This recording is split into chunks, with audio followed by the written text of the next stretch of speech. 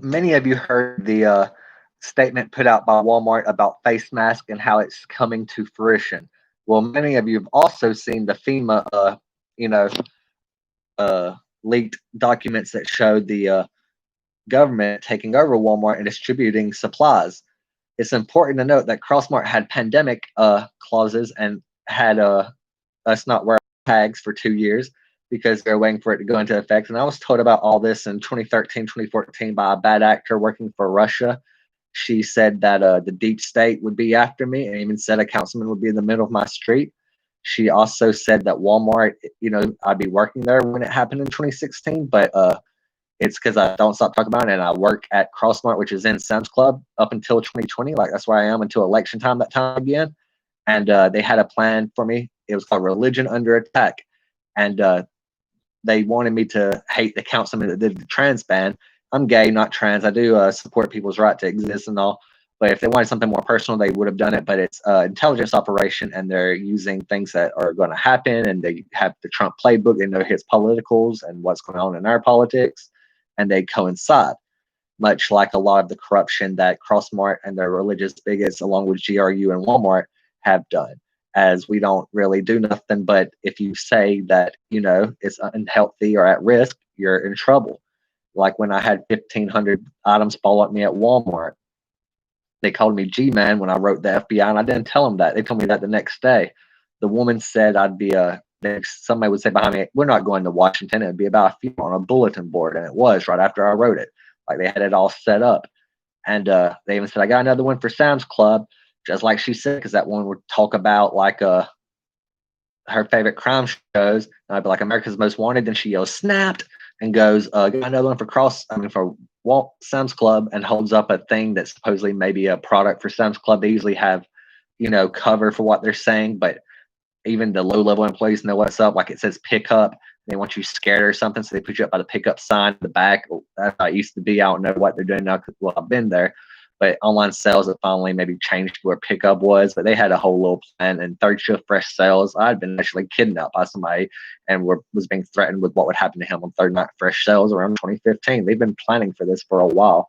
And they would love to split the Democratic vote because racist bigots are, using Trump's religious freedom to hold black gay people's hands and you don't know church. That's what's going on at my place. And if you say you're going to pass out in the heat, they fire you. It's 100 degrees, and she's saying like won't tell you any job function or nothing.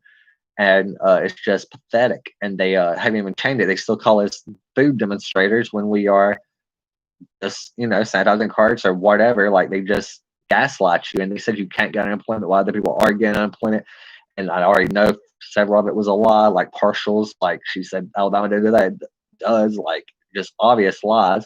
And again said in like 2017 that she had a fellow, like I had a manager when I worked there in 2016. She left around 2017, and she said that I need to change my password because there's a bigot in ER. And then she started talking about the new manager's sex life, and I was like, "Why are you talking about this?" And I came out to her when I got out of my password, and I said, stuff like dad bought a prostitute. Like just crazy, like what we go through. Like I was like, it wasn't really about sex, and now you're talking about sex. I'm saying I wasn't allowed to go to prom, healthy development, like just basic things. Like it's not about sex; it's about, you know, just even talking to somebody. Like they said, they go into the ball and invite me. It's no big deal. But if I ask, if, I get invited, I'm like, well, I get beat up if I bring a guy, like a head-on guy. Like it's inclusive. It's my safety. I need to know.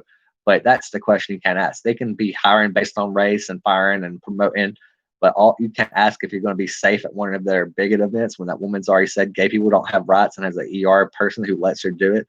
And my previous manager's already said to her the same racial religious group.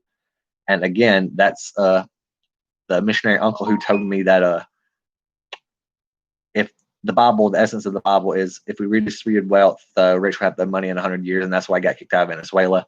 And that one was telling me how to CIA op, family member. And then my grandparents, door was wrapped in bonds 15 times. And he does repeat the same lies as GRU, even with Mueller report. And everybody confirming what I've said since 2014. They're deep state bigots, much like like other people in Crossmart.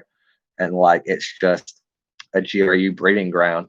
Like, it's sick. and they're rewarded with, you know, hours they didn't work, food they didn't pay for, and bigotry. Like she said, it's Jim Crow. Like they ain't gonna give you any money, but they might let you try to starve somebody else. But I'm not gonna go walk in the woods for some bigot. Like that's not me.